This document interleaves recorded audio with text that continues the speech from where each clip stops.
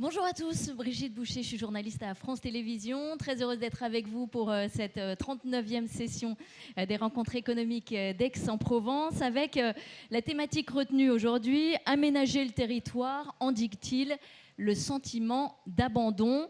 En effet, certains de nos compatriotes sont-ils les laissés pour compte des politiques publiques? L'État est-il le seul responsable? Quel rôle peuvent jouer les acteurs privés pour donner à tous les mêmes droits, ceux de se soigner, de s'instruire, de se déplacer, de trouver du travail grâce à l'industrialisation ou d'être simplement connecté malgré la fracture numérique? La diagonale du vide, chère à Christophe Guilly, rend-elle fou l'hexagone? Nous avons 55 minutes pour en débattre avec nos invités. Dans un tout petit instant, Nathalie Chusset. We've got a panel here to talk about this. It's a member of the Circular Economics is going to introduce a subject, and then we're going to hear from all of our different panel members, and we'll hear some answers, questions from the room. So let me introduce our guest, Claire Hédon. You are from the Défenseur des Droits, Jean-François Montet, Société Grand Projet, Philippe Palazzi, you are at the head of Casino, Anna Rousseau, you are chair of the FNSEA and elected representative, and Alain Respondy-Bernard, you work for the French Railways. So Nathalie, as a member of the Sector des Économies, it is your job to describe the boundaries of our discussion and to give them a framework. So here you go. Thank you very much, Brigitte. So territorial inequalities, access to employment, to public services, to transport, to healthcare and education are so very important here in France, particularly in the northeast of France, particularly since the deindustrialization of the country, with areas which are very fragile, they're so very vulnerable on every front, and the indicators are really plummeting, and their trajectories are showing no improvement whatsoever. However, when these difficulties are repercuted onto everyday life, they are perceived as an abandonment by the institutions. The more sustainable or more lasting these inequalities are, the more people feel abandoned by politics and politicians. They feel they are not heard or listened to, so they turn to the political parties that contest the established powers. In 2026, we've had 60 towns voting for the National Front, including the mining areas, former mining areas. So democracy is supposed to reduce inequalities between regions, but for decades the different regions have been developed. There have been urban renovations, transport, better access to internet, and all the rest of it. However, these big town planning strategies have not prevented a lasting concentration of employment, wealth, and services in the same geographical areas. Furthermore, rurality, the rural areas, have been neglected by these town planning or regional development policies, whereas they account for 38% of regions and 33% of the population. That's millions of inhabitants.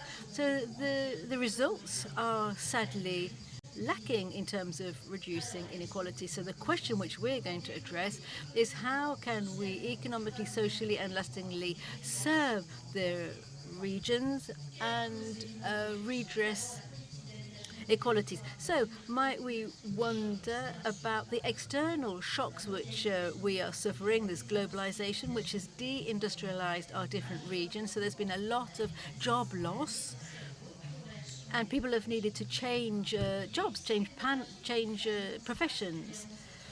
As some regions have about 30 to 40% of elderly people over 65, and that has an impact on needs in accommodation, schools, healthcare, and mobility. And there's the IA shock, which impacts all kinds of people, and there are geopolitical impacts of wars, etc., which are having an impact on oil prices and petrol prices. And let's not forget the impact of global warming, which are and will be absolutely terrifying for some regions. There are floods, fires, the erosion of the coastline and water management, and all of the insurance problems that are generated. So we have a national development plan. It has to be adapted to the regions with the proper financing, with major investment projects. And that means several things. We need to broach public policy, which resides on precise goals. We have to carry out a fine-tuned diagnosis on each region, and mainly we have to build a local ecosystem by coordinating all of the different stakeholders, local elected representatives, local businesses, businesses that want to move there, those who provide and distribute energy, chambers of commerce, training institutions, because we need to train people for the right skills, trade unions, associations, and the residents of these different regions. Thank you very much, Nathalie. Quite a generous framework there.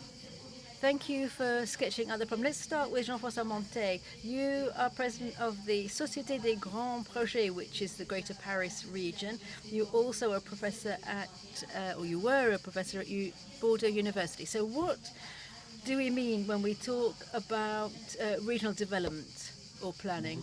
Hello. So to start with, I don't want to disappoint you, but I'm not sure that it's very useful to go into any theoretical analysis, because Nathalie's told us very much what we're going to be talking about. What I want to say is that regional development and regional planning is a reflection of political will. It's the desire to have a proactive view of politics. When you take a short look over the history of town planning in France, modern history starts immediately after the war, and the state said, okay, things have to change. I'm going to carry out a diagnosis. I'm going to have to then create the tools, and then data flows in some years later to have a proactive policy. So the starting point for regional development in our country is a vision which says natural evolution of geographical location of people and infrastructure, etc. That natural evolution is not going to lead to optimums or to things that are perfectly relevant. And the second reasoning was that the state can do better than the natural state of things. And so without being too political about this, one can say that since 1945 we have evolved for many reasons, particularly for reasons of organization. There's been decentralization. You talked about local organization, local town planning. There's no longer a single authority for national development. So I was briefly a professor at Bordeaux University, and now I'm in charge of the Greater Paris building projects. So I would say that we are no longer at all in a situation where the state is centralized and can carry out a diagnosis for many reasons, including for political reasons. And there's a lot of mistrust as well. The state can hardly create a plan for the entire country.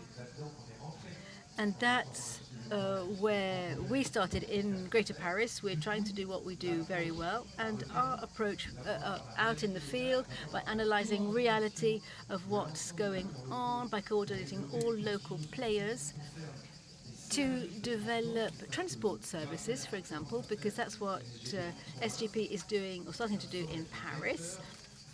And it's a vector, amazing power in terms of regional planning. So in a nutshell, I think we are no longer in a situation where we decree principles and how the country has to be organized in a centralized way. That doesn't mean that we have to be worried or defeatist. It just means that we're going to have to develop a new form of public action, a new approach to regional development by coordinating local players.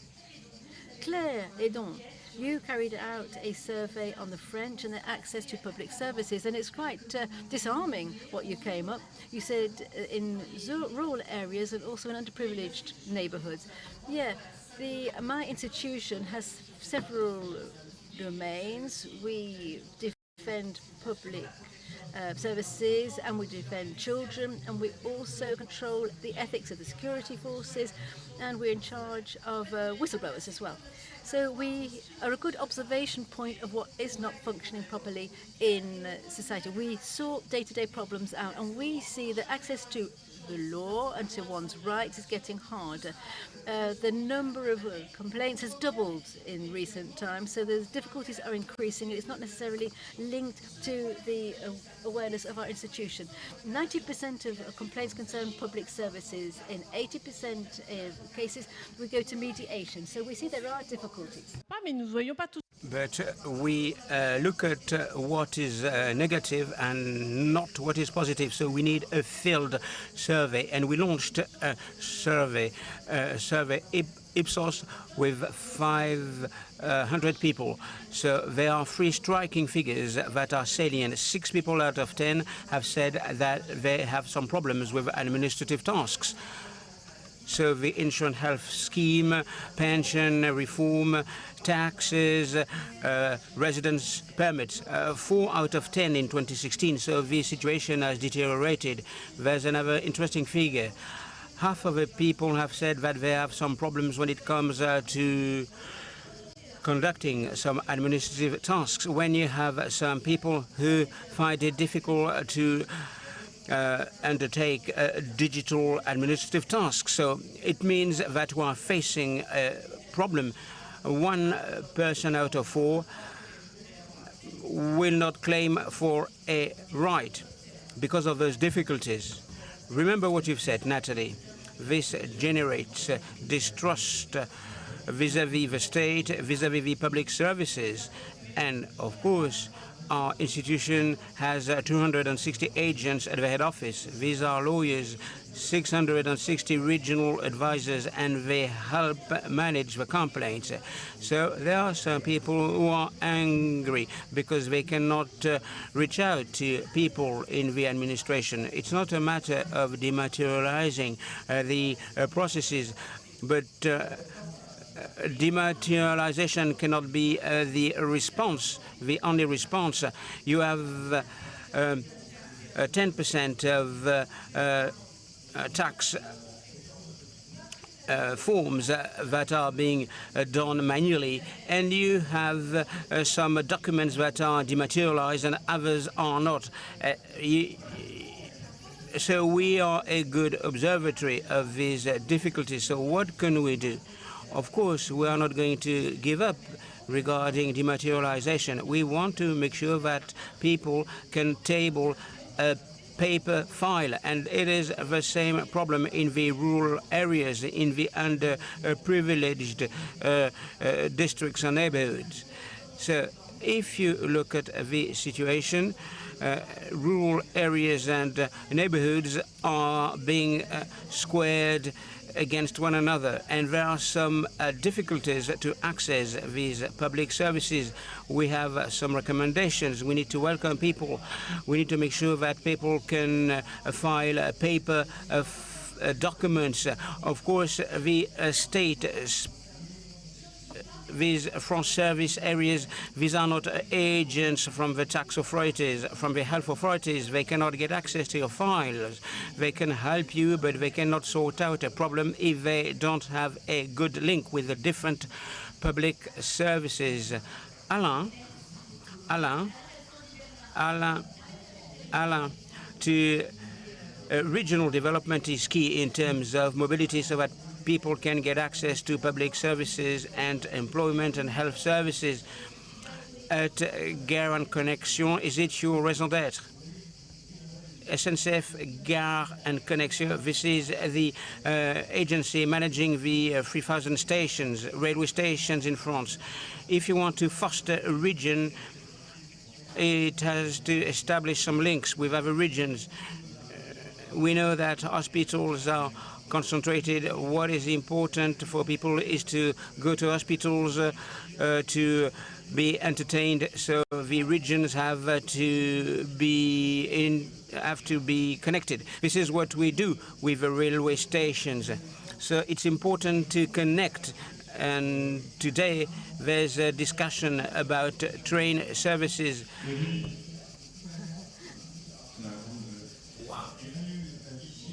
So there are some people who've used Territorial, the Italian railway company. Others have used the SNCF, but this is not important in terms of regional development. What is important is to make sure that French people are connected. So there are some French people who are located at 1 kilometer from a railway station. A station is an anchoring point, and people rely on railway stations, and financiers might be afraid of what I'm going to say. So a railway station is a landmark. We know the square of the railway station. People are really attached to railway stations. So there's a feeling of abandonment. For example, have we refurbished the facade of the railway station? But this is not really rational. But of course, what is important for people is to get the basic services. So a railway station makes it possible to foster links, and it's a living place, and it's another great opportunity. We've got an opportunity with digitalization. We can manage stations remotely. You don't need to get a railway station chief. You don't need all these square meters. I've got lots of spare square meters in all the regions, and these are opportunities in order to turn a railway station into the beating heart of a village, of a city, of a town. 250 projects were launched. We can have a home where you can rent bicycles. It can be a restaurant serving the different customers. It can be a shared medical center. So we've got a network of small railway stations. It's part of our DNA to foster them, but decisions won't be made in Paris. I mean, the mayors, the associations should take some decisions, so we need to involve all the local stakeholders in order to foster all the regions. Arnaud Rousseau, we talked about rural areas versus the urban areas, the sense of abandonment. How is it perceived by the farmers? Good afternoon to all of you. First of all, I'd like to tell you that the farmers, they don't represent rurality as a whole. The farmers have said that they are very proud of living in those regions. These people do not say that they want to leave the areas where they live, but the bottom line is that there's a difference between their regions and what they observe in urban areas. But it's a feeling. And what does it mean? It means that the economic situation is not really good for farmers. In 4 years, we've lost 10% of farms, so there is no political vision. So the farmers feel that their issues are not taken into account. Access to public services and access to health, this is a priority, but they can't get access to those services because having access to a doctor, having access to a specialist, it will take weeks. You have also the digital divide. The public policies have improved the situation, but in some areas, in the isolated areas, it's very difficult to get access to some services when you are in some farming areas far from a village. It's very difficult to get access to data, and in fact the people feel isolated. And of course you have to consider what the farmers experience in terms of accesses, in terms of services. So despite some public policies being implemented, the farmers don't feel comfortable. And of course, for the farmers, public policies, they come from Europe, and That's why people might be reluctant about public policies advocated in Brussels. But of course, there are some reasons to hope if there are some political decisions being made. Political courage.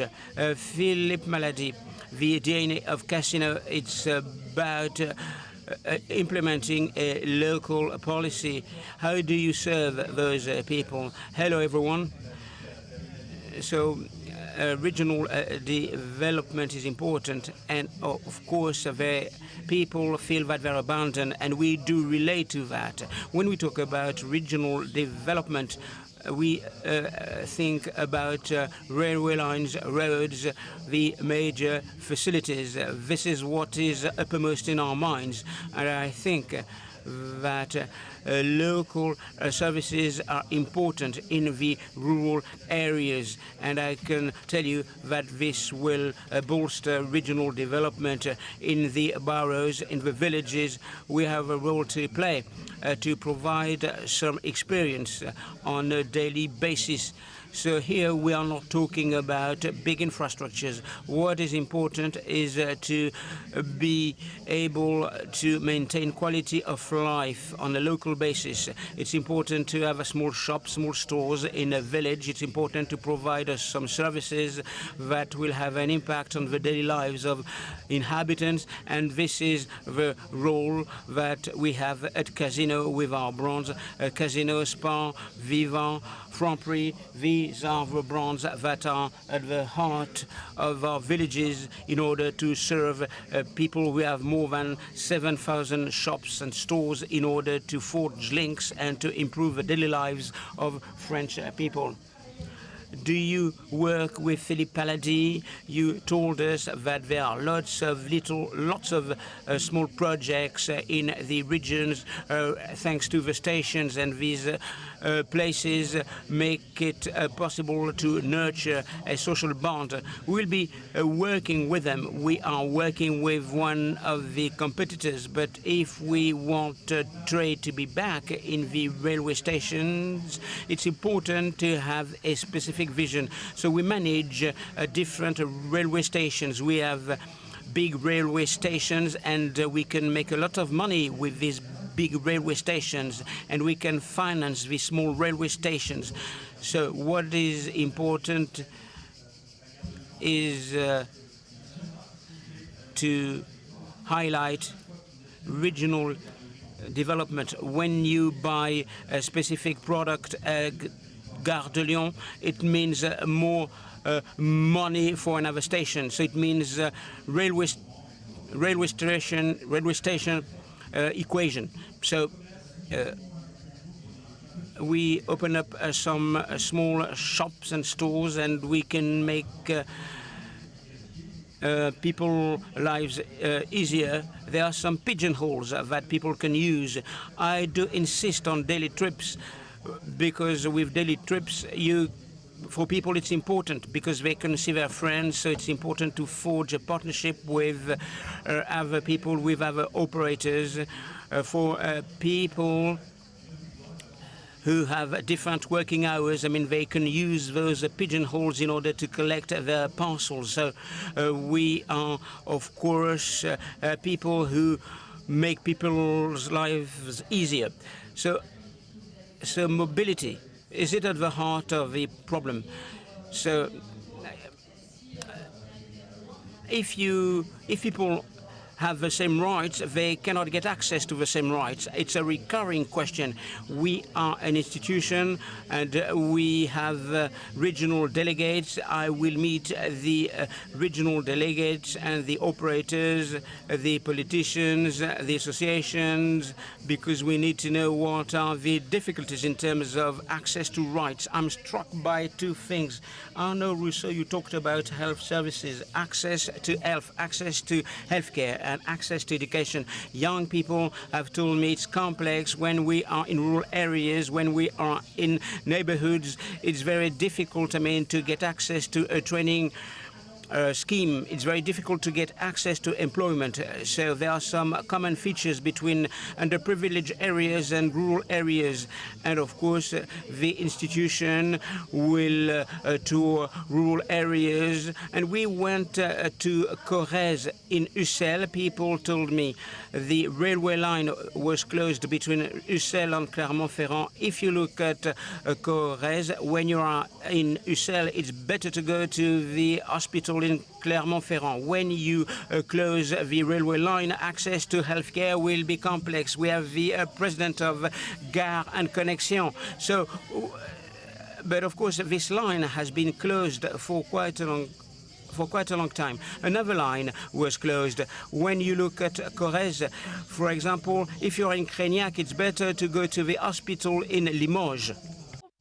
And so we understand how these small routes, which make a loss, of course, there's no doubt about that, but we have to keep them running because they create a bond. They enable people to go to hospital and to be treated. So the TGV, these fast trains, have to be able to fund the smaller routes, the smaller itineraries. So this is a problem of money. It is there is a real problem with money. We have got a problem with public finance here in France. Yes, I think we've all noted this. I'm sorry to bring the bad news here, but our responsibility, we have a whole amount of investment which needs to be made in our railway lines, in its network, in its adaptation to climate change. I think everyone's understood why in this time of heat wave we have to make up for under-investments on railway routes and in the stations and our equipment. We also say that we have to make train travel cheaper.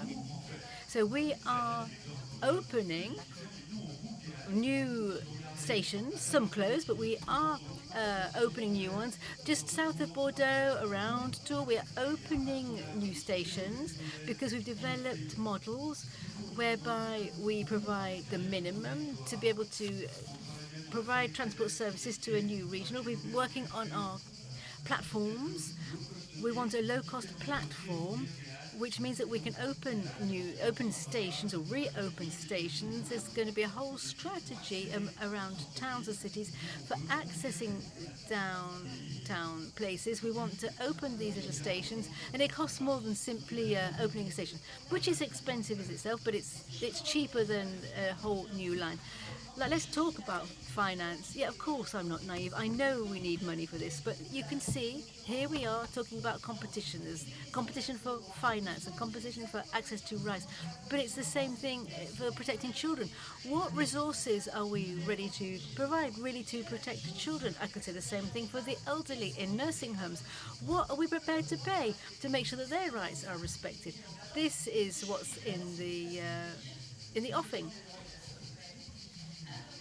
So Arnaud Rousseau, you are an elected representative and you therefore have an opportunity to see problems of healthcare and transport. So what's it like in your region? Yeah, I'm the mayor of a small rural commune of 250 inhabitants, but it's in the Greater Paris area. And the question of transport is something which we can talk about. Yes, we talked about railways, but what about cars? In many regions, you have to have a car. There have been debates in recent years about diesel, are cars good or bad, we need to decarbonize. But the reality of the thing is it's important for many people. You have to talk about resources. We could talk about this for hours. In reality, the few resources that we do have available, they need to be used with a good vision and using the right levers. Communes, regions where have very little resources. In my area, for example, we got a tiny amount of money. How can we have on-request transport? How can we get people closer to stations? Because a lot of people don't have a car, so that they can go and get their shopping once a week at the local hypermarket or supermarket. So what about road works, for example? We need to take care of the roads. Connectivity is also very important. If you're at the end of a network, we talked about fiber optic connections, for example. Or there could be questions of electricity cables. If you want to have an electric car, and in some villages you need more energy in the villages, and you just can't do it. You're a farmer and you want to put solar panels on the roof of a barn. You may have to wait for several years because, for example, the end station is kilometers away from your farm. So we need to find solutions because because people are attached to their roots, but then you've got this layer cake of red tape. I depend on Paris, but there's also the region, there's the county, and there's a group of counties, and all of this complicates things. So we're going to have to take a fresh look at this because we do need resources, but there are some areas where we can make savings so that people don't feel abandoned, but people should be made to feel proud of living where they live. We've got some zones and some rural areas can be developed, even if they're way off at the back of beyond. And that's what we are doing with the Ministry for Rurality, which I have here in France. Philippe Palazzi, you talked about the social links of your casino supermarkets. In these supermarkets, there's not only food, there are lots of subsidiary services. Yeah, that's right. We are an observer of what's going on in the rural world. We realize that one of the hot topics which goes under the radar, and that's social interaction. In the rural world, our elderly are often on their own, and the only person they ever see on a daily basis is, for example, the person at the local village shop. And so we see positive things which are being done, but we do note that there are over 20,000 areas or villages in France where there are no shops. 20,000 villages without a shop. And the elderly want to be able to live in their homes until they die, and if they are to be able to do that, they need to have a little village shop. It's harder and harder to have a post office in a village, it's harder to have state services in a village. So we have our shops, our casino supermarkets, which obviously sell food and drinks, but they also offer different services to the inhabitants who live in country villages, but also in the outskirts of big towns.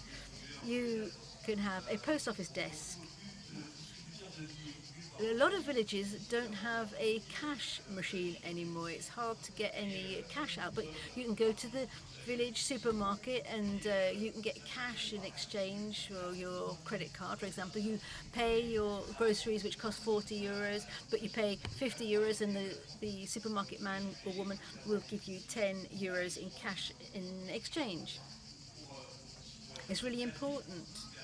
And a final point, if I may, we've also created a nomad supermarket. It drives from one village to the next. It just stops for 10 minutes in each village, and it creates such a lot of link. It's such a joy for the villagers. They can sit and wait on a village bench or on a wall, waiting for the van to come round, and they're delighted to see this van coming round every day. And so for me, when we're talking about regional developments, you have to use this kind of thing. Thank you, Philippe Palazzi. Jean-François Montet, so you work in Greater Paris and you have an express train service in your region. Is there a model which could be exported to other regions? Well, I'm sure you think I'm going to say no. Perhaps you have to explain why. Yes, of course we have expertise. I just want to come back to what was said earlier on. Alan was talking about these difficult questions, and I would say that at the GSP, we have been built to find solutions to problems which have been in place for many, many years. In 2010, we realized that we needed to develop transport infrastructures in Greater Paris. A lot of people wanted to take care of it. There were some bits and bobs of plans and projects, but it wasn't moving forward. We noted also that to deploy a complex project using our usual tools, we just couldn't do it. So we created a new tool, which is this Société des Grands Paris, with a simple remit to design the right project for Paris Express and to deploy it. That's what we're doing. Let me underline the fact that in less than 20 weeks' time, we are going to be rolling out the first new transport route in Greater Paris for 30 years. So France is totally equipped to deploy such a project. And we've got our native identity is to unblock subjects which seem to be blocked. So I'm really delighted to be at this round table and to hear everything which we're saying. There are many, many topics which seem to be blocked, but the solution can be simple. We can find solutions. The question of funding is not that difficult, really, in France. Given the state of the public coffers, if you want to bury a subject, then you roll out the banner, how are we going to fund this? And then the project is stopped in its tracks. First of all, you have to be able to understand what a diagnosis is, what possible solutions there are, how much this is going to cost, where is there possible existing financial sources. In French regions apart from Greater Paris, 5 billion euros per year are being spent for transport. That is a lot of money. If we were to coordinate all of these efforts with other local authorities, if we were to coordinate all of these efforts, and direct the resources where they are most needed, then we can implement solutions. Let me underline a second point. We work on multimodal solutions. It's not necessarily very expensive. Alain and Madame Edon were talking about these lines which are being closed down. It's not happen chance that they closed down. It's because they're extremely expensive for the taxpayer. It's not just because the decision makers are baddies, but they can be better run. You can enhance the areas around the stations. You can offer other modes of transport to get to the train stations. You can have parking areas for bicycles so people can safely leave their bike and then hop on a train. So we have to make profitability more reasonable and the use of certain routes to make them more reasonable. Train, it's difficult to maintain and it's expensive to maintain a railway route, but you've also got buses, coaches, car sharing, bicycles. You have to deploy all of these solutions, but I really would like to draw your attention to the fact that this is not a system which is fully blocked. Many things are blocked, but it means that you have to go another way, find another way around things. So Claire Hedon. This feeling of abandonment, could it explain why democracy is suffering? Well, this feeling of abandonment is triggering anger. We feel that amongst our complainants. They are frustrated because the authorities do not respond. I'm not criticizing the people who work in these state services, but I'm just stating what the situation is. We're trying to go paperless, but that means that there are fewer people working in the offices. Let me come back to taxes. It was done at a different time. We waited for everything to work properly before we reduced the number of the workforce. If you take a look at healthcare insurance or the préfecture, the number of staff was reduced at the same time as they went paperless. And it's not working properly. What strikes me with this feeling of abandonment is at the beginning it impacts some people more than others. People in the countryside, those people in underprivileged areas. But at the end of the day, it can impact everybody, because if you've got a website which isn't working, that will impact a lot of people, a lot of their users. So I think that it's better for us to defend everybody's rights. Yes, this feeling of abandonment generates extreme votes, and it transpires in the elections. I'm also struck by how hard it is to defend rights today. For many, many years, people were gaining in terms of their rights, but here we're on the defensive, as if defending rights is thwarting popular commitment. In 1945, there were some fundamental rights which were recognized, and the defense of rights creates society, creates links between people. If we're not respecting rights, it's just the strongest person wins. So Alain Rousseau, you know, they've had the yellow vests, the red bobble hat movement as well, have been known here in France.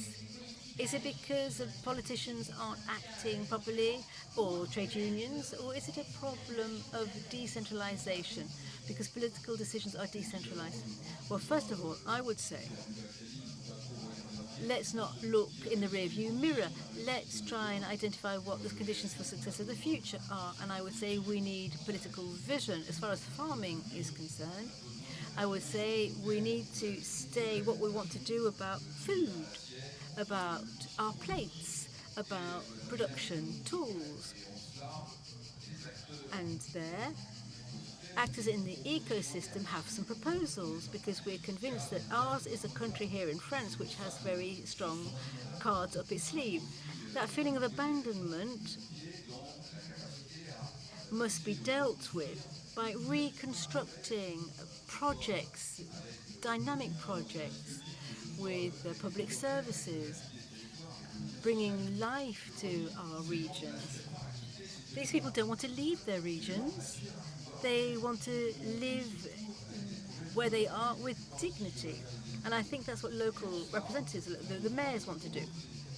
So we really do need to trace out a proper map. And we need to adjust these plans.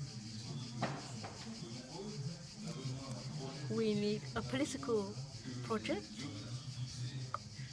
We need we need goals to be set, and measurable goals. We need to be able to measure them, measure progress. And in the future, we have to be able to embrace innovation, data, AI, so that you can continue doing a worthwhile job, i.e. feeding the population, decarbonizing our business as farmers, provide solutions of mobility. I can tell you what we're doing with biofuels to reduce our carbon footprint. In the future, what can we do with decarboning the ground? Because we can have carbon sinks, but we have to enable people to live where they want to live. We need public policy which overcomes changes in political parties. For the past 3 years, this has been very clear. We've had 5 prime ministers here in France. It makes it impossible to actually build a policy. And there's not a majority in Parliament. There aren't many resources. There's a lot of time. The Prime Minister was here yesterday evening, and I can say there's one thing which he said. He said we need to have a long-term view. And rural regions, those that I'm familiar with anyway, want that. We need motivation, clear projects, stability, resources, activate levers, and we want to remove the inequalities in terms of the digital divide, transport, etc. And I'm absolutely convinced that in a country which looks forward for the next 20 years, then the different rural regions will become attractive again. Just take a look what happened after COVID. The French were swarming out to the countryside. They wanted space and fresh air. And I'm sure we'll be able to manage all of this. Philippe Palazzi, does the state help you when you set up and when you do regional development? Well, the state, I would translate that as local policy, for example. That's what's important to us. It's the mayors who helped us. They're close to the ground. They know what the needs are, and the mayors are the ones who help when you want to set up a new shop, or when you need some help with property tax, for example. If you need some advantages for tax advantages for shops that are setting up in the different villages.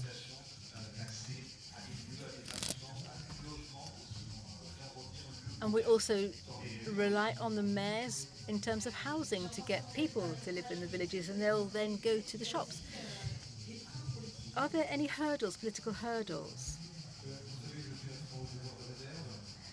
You know that I can't speak freely. I don't think there are political hurdles. That is not the problem. What we see locally when we work on the services in the greater region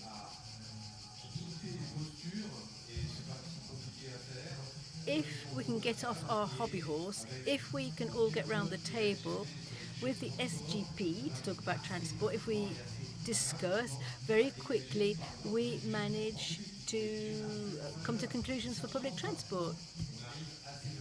It's quite easy to come to a consensus. The SGP is in charge of 20 or so metropolitan service projects. The local councils have talked about these projects. It's between 250 and 300 councils, which all of them, except for one, reached a unanimous decision to work on projects in between different towns, villages, etc. So I would not say that the biggest hurdle is politics. Alain, is the hurdle regulations then? Can they be difficult to overcome? Yes, that's for sure. We've got some examples of empty buildings. We've got former residential buildings where the station master might have lived. We've got many people who are looking for houses. If you imagine that there are buildings which receive the public on the ground floor, and you know what all the regulations are that govern those, it means that I cannot use the rest of the building for seasonal workers, for example. Yes, it's very frustrating. But I really don't want to be negative. I agree with Jean-François. I think that nothing is unblockable. No situation is unblockable. There are these multimodal transport centres. Get people to come to the train every year at SNCF.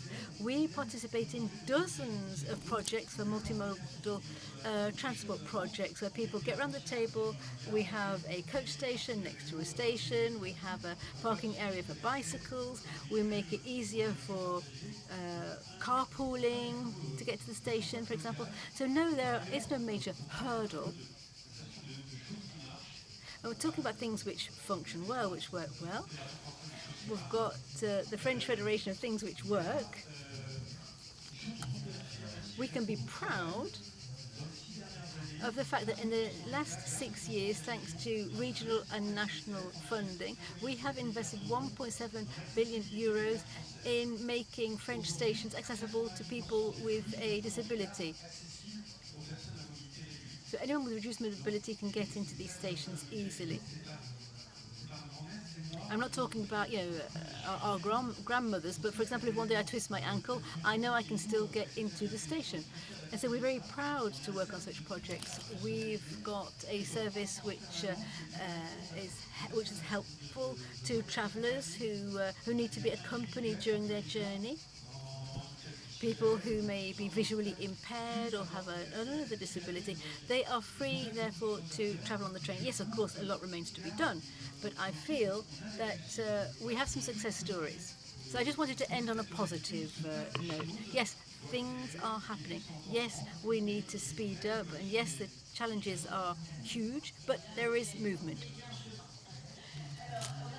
We're going to ask Nathalie Chusseau if she'd like to wrap up before we take a couple of questions from the floor.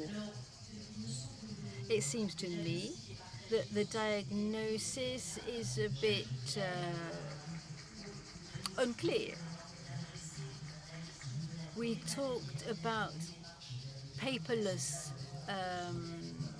administrative tasks, and that can be rather problematic. Social isolation we talked about, that's a real problem. Philippe Palazzi talks about the elderly who live out in the countryside, who are a bit stranded, but we do see that there are solutions. We understand that the state needs to be there to fund big projects, of course. But by the same token, the government has to listen to its different regions and the population. Arnaud Rousseau said as much. People who are proud to live in their regions and who can come up with some projects and some ideas, so listen to them. The state has to count on local ecosystems and local mayors. That's absolutely essential. Local shops are a solution to bring people out of their isolation and to provide public services to them, which the state has stopped providing. The question of access to healthcare is very important. And we can see that this is this regional layer cake, and we need better coordination with funding, strategy, and that will lead to a reduction in that feeling of abandonment, because we'll be developing our different regions. So a positive note to end on. There's a couple of people with raised hands. They want to ask a question. Let's make sure they get a mic.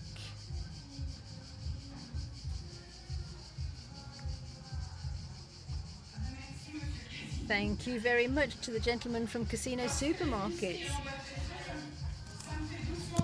But I can't help but smile when you talk about these supermarkets. I live in Aix-en-Provence. I've got a Casino supermarket every morning. Every morning at 6 o'clock in the morning, I have a giant juggernaut which parks in front of my apartment, delivering its pallets in such an amazing amount of noise. So I'd like to ask the person who defends people's individual rights, can you defend me against Casino supermarkets? No, I can only intervene if there's some kind of discrimination within the company. I understand your problem. We do pay great attention to these subjects, of course, and we are endeavouring to change all of our lorries into electric lorries. But of course, it's difficult to have a 38-ton lorry which is fueled by electricity. So it is a difficulty. We are aware of it. How we do. We are expending we spend 2 million euros in the tyres in the lorries which we use. We are aware of these subjects, and I'm so sorry that you're woken up every morning at 6. We've got a renewable fuel for their lorries. We can offer them that. Another question, perhaps?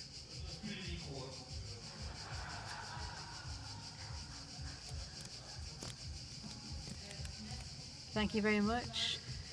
Great round table. I'm a student. I'm studying geography, and I've got a research project on the links between people in different regions, particularly across the Luxembourg border. So my question focuses on the cultural equipment, which I haven't really mentioned, and their ability to create a link between those people who live on the borders and those who are struck by industrialization. So do you take cultural facilities into account in your different areas? Jean-François, quickly. One of our annual reports on children's rights was on their access to leisure, sport and culture. It was when we had the Olympic Games here in France. It's interesting what the youngsters said to us about how hard it is to get into sport or leisure, whether they're in underprivileged outskirts of cities or in the countryside. The problem is the cost of these activities and transport. Jean-François Montet? Because you come from Luxembourg, I would just like to say that there's a train service between the Lorraine area and Luxembourg. That's an illustration of the amazing complexity that there is, despite all of the regional planning projects. When you're developing transport between the Lorraine region and Luxembourg, you run the risk of turning the Rhine region into an outskirts of the country of Luxembourg. I just want to underline this to say that despite everything that I've said so far and the fact that we're sure we're always going to find a solution, these are very, very tricky problems. Natalie, just to wrap up, I just say that, of course, in regional inequalities, there are those, of course, in terms of culture. Thank you very much, everybody, for this round table.